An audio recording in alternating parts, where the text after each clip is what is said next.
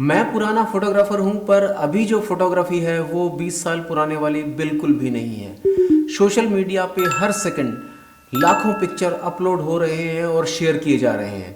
तो आपके पिक्चर्स उस भीड़ में, उस क्राउड में तभी देखे जाएंगे जब उनकी क्वालिटी बहुत अच्छी होगी। तो इस वीडियो में मैं आपसे 5 मेन पॉइंट शेयर कर रहा हूं।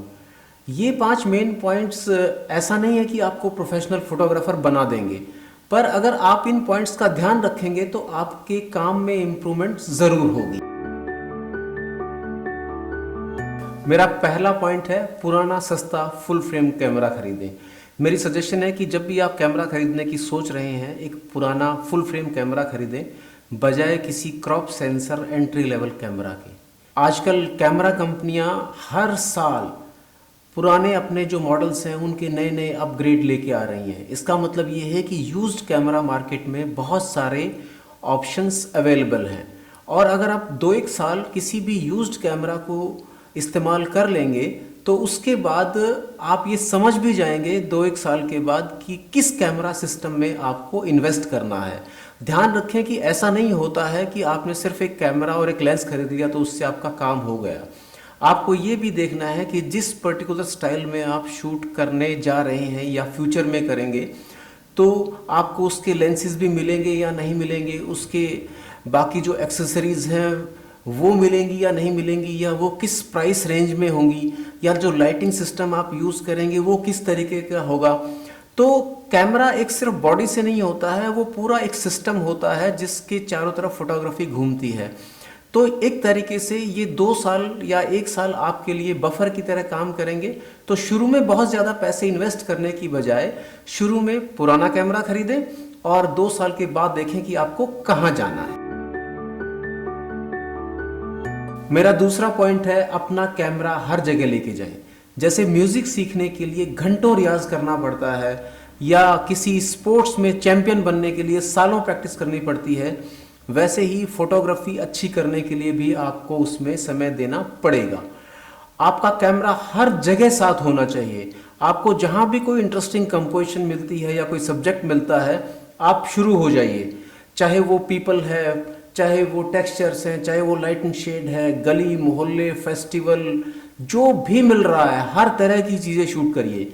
उसका एक फ़ायदा आपको ये भी होगा कि कुछ समय के बाद आपको समझ में आएगा कि किस पर्टिकुलर स्टाइल में मैं बाद में जाना चाहता हूँ, या कोई पर्टिकुलर चीज़ें मेरे को ज़्यादा इंटरेस्ट करती हैं और वही चीज़ें बाद में फ्यूचर में आपके लिए काम करेंगी। मेरा तीसरा पॉइंट है, किट लेंस के साथ साथ एक प्राइम लेंस ज़रूर खरीदें। आमतौर पर जब हम फोटोग्राफी की शुरुआत कर रहे होते हैं तो बॉडी के साथ जो भी किट लेंस आता है उसी से संतुष्ट होते हैं, पर ये जो किट लेंस हैं इनकी जो क्वालिटी है वो मुझे कभी भी समझ में नहीं आई। कोई भी प्राइम लेंस जब आप खरीदते हैं तो जो फोटोग्राफी का जो बेसिक एसेंस है या कोर है वो भी आपके समझ में आने लगता है। और दूसरी बात, जब भी आप इनसे शुरुआत करते हैं तो शुरुआत में ही आपको डेप्थ ऑफ फील्ड, या पॉपुलर भाषा में मैं कहूँ कि ब्लर मोड, उसकी जो अंडरस्टैंडिंग है वो भी डेवलप होती है। मेरा चौथा पॉइंट है, कोशिश करें मैनुअल मोड में शूट करने की। ज़्यादा से ज़्यादा मैनुअल मोड में शूट करने की प्रैक्टिस करें। खराब रिजल्ट से बिल्कुल ना घबराएं, क्योंकि शुरुआत ऐसे ही होती है। मैनुअल मोड के 3 कंपोनेंट हैं, वो हैं अपर्चर, स्पीड और आईएसओ। तो सबसे पहले हम यहाँ बात करते हैं अपर्चर की। अपर्चर बेसिकली एक किसी भी लेंस के अंदर वो ओपनिंग है जिसके थ्रू लाइट ट्रैवल करती है और वो लाइट जाकर सेंसर को हिट करती है। तो वो लाइट कितनी मात्रा में होगी कि वो एक सही पिक्चर क्रिएट कर सके, उसको कंट्रोल करने के लिए वो जो होल है वो छोटा या बड़ा हो सकता है। यहाँ इसको दूसरे तरीके से या सिंपल तरीके से समझाने के लिए मैंने एक छोटा सा यहाँ एक चार्ट बनाया है, और वो चार्ट आप देखिए। और वो ये चार्ट कहता है कि big number small hole more sharp, और दूसरी तरफ small number big hole more blur.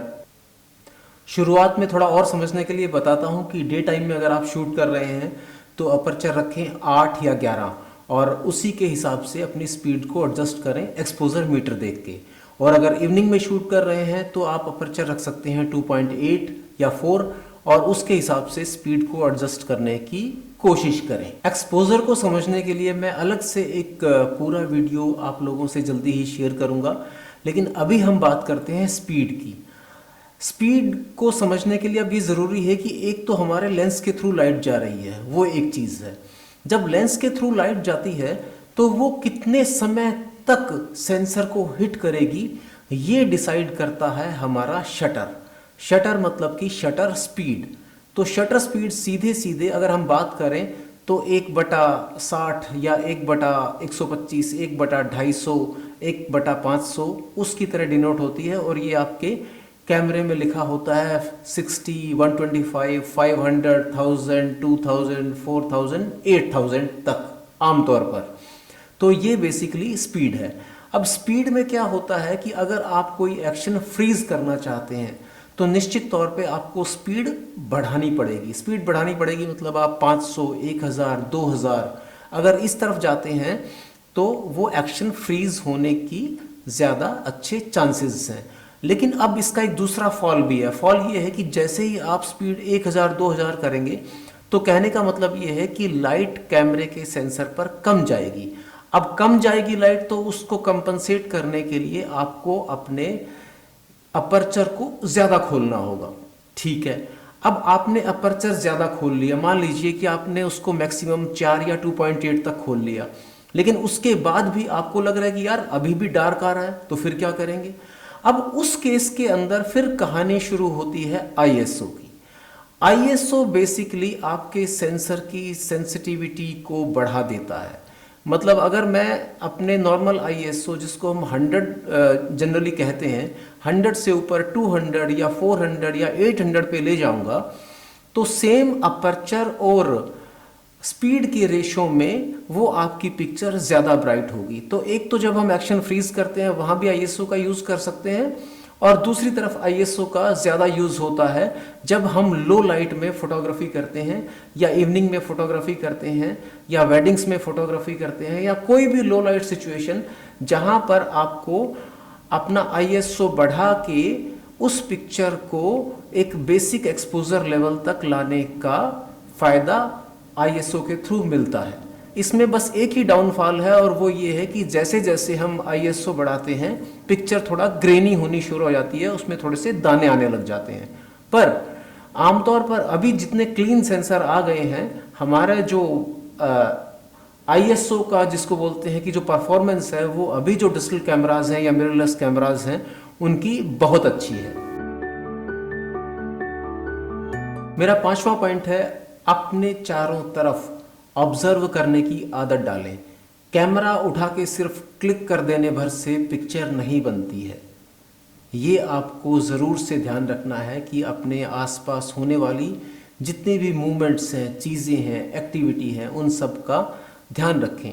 यहाँ पर मैं अगेन एक छोटी सी टेबल आपके सामने ला रहा हूँ और वो टेबल है कलर, टेक्सचर और शेप। इन 3 चीज़ों का आप ज़रूर से ध्यान रखें कि किस कलर के साथ कौन सा कलर जेल कर रहा है, कौन से टेक्सचर कब ज़्यादा रिवील हो रहे हैं, या फिर मैं कहूँ कि शेप्स कैसी बन रही हैं। उसके अलावा कब कोई लाइट कैसा बिहेव कर रही है, किस तरह की लाइट है। डे लाइट जैसे अगर मैं बोलूँ कि सुबह जो लाइट होती है वो थोड़ी सी ऑरेंजिश होती है, शाम को थोड़ी ज़्यादा ऑरेंजिश होती है, दिन में जो वाइट लाइट है वो ज़्यादा फ्लैट लाइट होती है। तो इन सब चीज़ों को आपको ऑब्जर्व करना पड़ेगा। कोई मूवमेंट्स कैसे होती हैं, कोई लोग अगर मूव कर रहे हैं तो आपको थोड़ा सा एंटिसिपेट भी करना है पीपल फोटोग्राफी में कि यार ये इसके बाद या अगले मूवमेंट में ये क्या करने वाला है या क्या कर सकता है। तो ये छोटी छोटी चीज़ें, आप इन सब चीज़ों को आपको पकड़ना पड़ेगा, आपको इन सब चीज़ों का ध्यान रखना पड़ेगा। तो फ्रेंड्स, जो पॉइंट्स मैंने आपसे अभी शेयर करे हैं, उम्मीद है ये आपकी फोटोग्राफी को इम्प्रूव करने में हेल्प करेंगे। किसी दूसरे टॉपिक के साथ मैं दोबारा से जल्दी ही आपके सामने होऊंगा। तब तक के लिए बाय बाय।